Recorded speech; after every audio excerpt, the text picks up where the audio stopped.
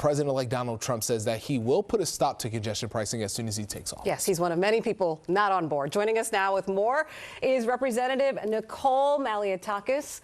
Congresswoman, thank you for joining us. You just heard Jano speaking on this. We know that you've been very vocal in your opposition of congestion pricing. What are your thoughts on what he just said? Well, look, it's clear that this is a cash grab. That is why they anticipate $1 billion coming in. And quite frankly, this was implemented without a full and proper environmental impact statement as required by federal law, which is why we are in court fighting it. Sadly, the judge did not issue an injunction to stop it before it took effect. However, we still will have our day in court. And we intend to make that argument that this was rubber stamped by the Biden administration without that study as required by the National Environmental Policy Act. This is a cash grab that will cost people thousands of dollars to commute. What about the firefighters and the cops and the nurses, the restaurant workers who have to go to work at odd hours? And they don't feel comfortable right now riding the subway because Jano Lieber and the governor and the mayor have failed at making it safe. If you look at the stats, 55% increase in felony assaults on our transit system since 2019, right before the bail law took effect. Same thing with murders. They have tripled on the subway system in the past few years. And one every two weeks, there's one person is shoved in front of the subway, and that is tragic. And so if they want people to ride the subway, they need to make it safe. And those who I represent in Staten Island, Southern Brooklyn, don't have the transit options, and they will not get the transit options because of this money. They are always forgotten. And so Jano Lieber should come to Staten Island and explain how he's going to improve their quality of life with this program, because right now, many of my constituents are dependent upon their cars, and they don't feel that they're going to get anything but traffic and pollution shifting to our district. Well, you mentioned him making a visit to Staten Island. You also mentioned yesterday on our special here on Eyewitness News that you want Jano Lieber to go to Washington as well. You mentioned federal audits, things of that nature, seeing where the money goes from congestion pricing, how it's being used. How would that actually look, a federal audit, and is that something you still want to push for? Yeah, look, if they're going to do this and take more money from my constituents and not even offer a credit for the toll that they already pay in the Verrazano Bridge to connect to the rest of the city, he should come to Washington, explain to Congress before he receives another federal dollar how he intends to use this money. And he should answer our questions, because we want transparency as to what is happening to the billions of dollars that you've already received.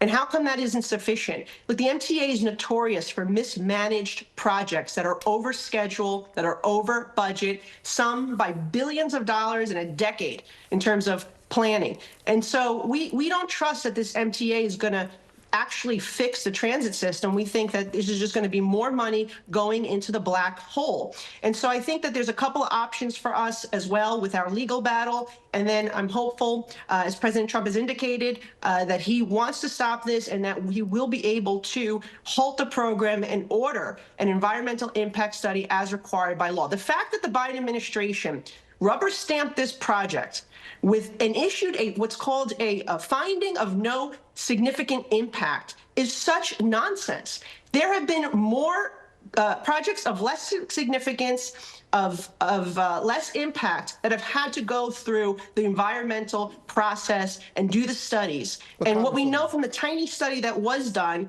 is that it shifts traffic to working class communities like the one I represent, the ones that are outside of the zone and out in the outer boroughs. Those are the people who are going to be most impacted by this. And they've done nothing to tell us how they're going to alleviate that. But how does that look? How does Trump come in? Is it, hey, let's pause the plan so we can do more environmental studies? Or is it, hey, we will stop federal funding for the MTA? How does it actually look?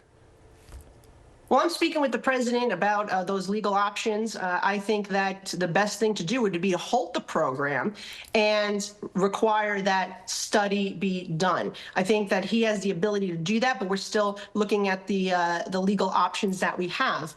Look, I'm not for stripping federal funds from my city's mass transit system, but if they are going to continue to nickel and dime my constituents with this congestion tax, they're going to have to come to Congress and explain why they deserve billions more in federal dollars. And it's as simple as that. They need to make the case, and they need to answer our questions, because thus far they have shown no transparency, and there's been zero accountability by this governor and by Janno Lieber to run an efficient and effective transit system with the money they've already received. Congresswoman, I want to go back to subway safety. It's something that's top of mind for me because I'm one of those people that you mentioned that goes to work at off times, and I will be relying more on the mass transit system. I'm wondering what your specific request of the governor and of the MTA for implementation of safety measures. What ideas do you have? What things do you want to see to improve the safety? Well, first of all, the governor should reinstate the close to 1,000 beds, psychiatric beds, that were eliminated by her predecessor, Andrew Cuomo. That would go a long way in making sure that people are actually receiving the care that they need for mental health instead of being put on the streets and living in the transit system. The second thing is we need more police officers. We are down 7,000 or 8,000 cops from where we were on September 11th, 2001.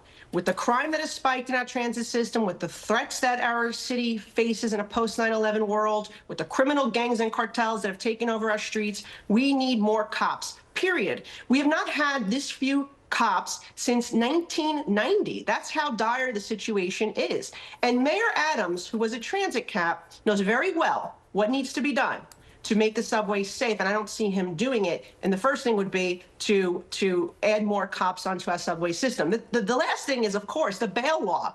You have people committing crimes over and over again. There was just a guy who was previously arrested over 80 times, and he's still on the street. Why? Because of the radical bail law that Kathy Hochul and the legislature put in place that releases people over and over onto our streets. So those are three good solutions right there. And the other thing is to enforce that you actually have to pay to get on the subway. If you do that, a lot of the riffraff won't be hanging around the subway causing trouble. Well, we certainly hope to see a lot of changes.